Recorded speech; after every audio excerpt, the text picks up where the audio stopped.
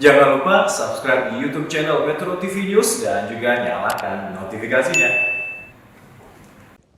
Pemirsa, Hari Kebangkitan Nasional menjadi momen penting bagi seluruh masyarakat Indonesia untuk kembali mempertebal rasa bangga dan optimisme terhadap bangsa, terutama di tengah pandemi COVID-19. Lalu apa kemudian yang menjadi tema Harkitnas tahun 2021 dan apa maknanya? Rekan Livia Ramadanti akan memaparkan selengkapnya untuk Anda. Silakan Livia. Ya Vera dan juga pemirsa, tahun ini masyarakat Indonesia harus kembali merayakan Hari Kebangkitan Nasional di tengah pandemi COVID-19. Namun hal itu tidak menjadi penghalang, peringatan Harkitnas tahun ini juga penuh makna. Sebelum lebih jauh membahasnya, saya ajak Anda untuk mengenal secara singkat sejarah tentang Hari Kebangkitan Nasional. Kita lihat di sini Hari Kebangkitan Nasional yang jatuh pada tanggal 20 Mei, ini ternyata merupakan hari lahir dari organisasi Budi Utomo di tahun 1908. Ini pertama kali didirikan oleh Dr. Sutomo dan juga oleh pelajar Stovia. 40 tahun kemudian, atau tepatnya di tahun 1948, Presiden Soekarno atau presiden pertama kita menjadikan berdirinya Budi Utomo sebagai landasan tanggal Harkitnas. Alasannya apa? Ternyata alasannya adalah kelahiran Budi Utomo merupakan simbol pemersatu bangsa yang bangkit melawan penjajahan Belanda kala itu. Lalu bagaimana dengan Hari Kebangkitan Nasional di tahun 2021? Tema Harkitnas di tahun 2021 adalah Bangkit Kita Bangsa yang Tangguh. Arti dari tema ini adalah mengingatkan kembali kebangkitan nasional mengajarkan optimisme menghadapi masa depan. Titik awal dalam membangun kesadaran untuk mengatasi permasalahan bangsa. Bagaimana cara kita memperingati Hari Kebangkitan Nasional di tahun 2021 atau di tengah pandemi COVID-19 adalah dengan 3 cara. Ada upacara bendera virtual yang pagi tadi sudah diselenggarakan oleh Kementerian Komunikasi dan Informatika, kemudian meramaikan media sosial dengan pesan-pesan optimis, dan yang terakhir adalah menonton film sejarah. Lalu apa sebenarnya makna dari Hari Kebangkitan Nasional? Dan berikut pernyataan selengkapnya dari Menteri Komunikasi dan Informatika Johnny G. Plate. Peringatan Hari Kebangkitan Nasional saat ini sejatinya dapat dijadikan untuk menggalang kembali semangat kebangkitan sebagai bangsa yang tangguh. Bangkit kita bangsa yang tangguh. Tema ini mengingatkan bahwa semangat kebangkitan nasional mengajari kita untuk selalu optimistis menghadapi masa depan.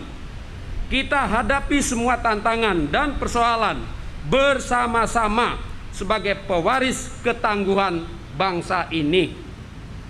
Tangguh dalam menghadapi pandemi COVID-19.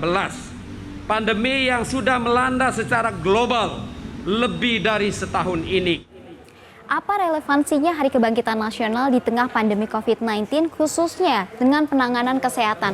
Fokus kebangkitan Indonesia di tengah pandemi COVID-19 setidaknya ada 4, yaitu penanganan kesehatan, pemulihan ekonomi, kemudian juga ada perlindungan sosial dan reformasi struktural. Namun kita akan secara lebih ringkas membahas tentang penanganan kesehatan. Di sini ada pengaturan dari sarana prasarana kesehatan dan juga laboratorium litbang yang tengah diupayakan oleh pemerintah Indonesia untuk menghadapi pandemi COVID-19. Kemudian ada kebijakan double track vaksin. Apa yang dimaksud dengan kebijakan double track?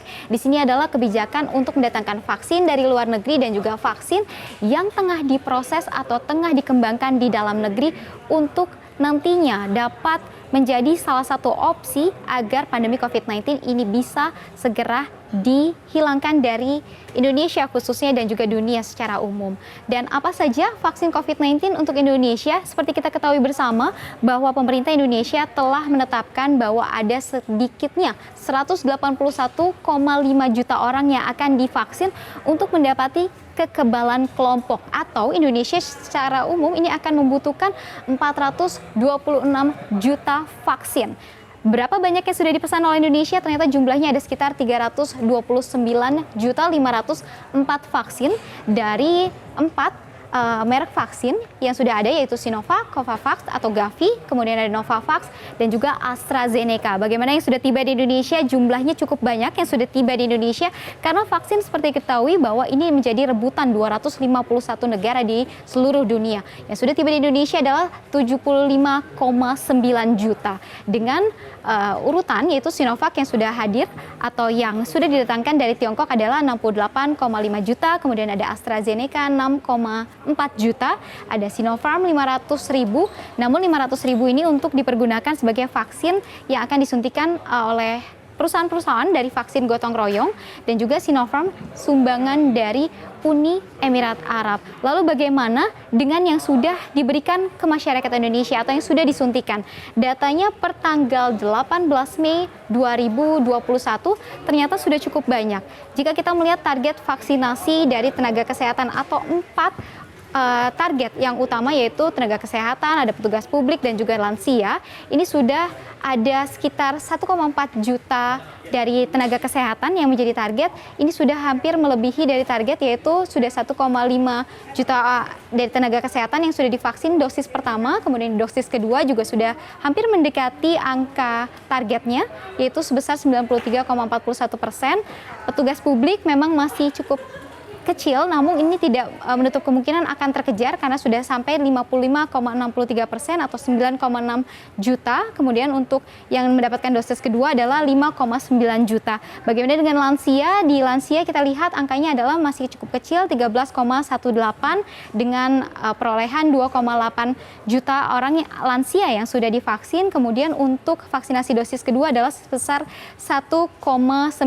Secara keseluruhan di Indonesia yang sudah mendapatkan vaksin dosis pertama adalah sebesar 13 juta atau 34,6%. Kemudian juga untuk vaksin ke-1 dan kedua adalah 9,2 juta yang sudah diberikan vaksin. Lalu bagaimana dengan target yang ingin dicapai oleh pemerintah Indonesia? Selengkapnya akan diberikan oleh Presiden Joko Widodo dan berikut pernyataan dari Presiden Joko Widodo. Target dari vaksinasi yang ingin kita lakukan yaitu 181.500.000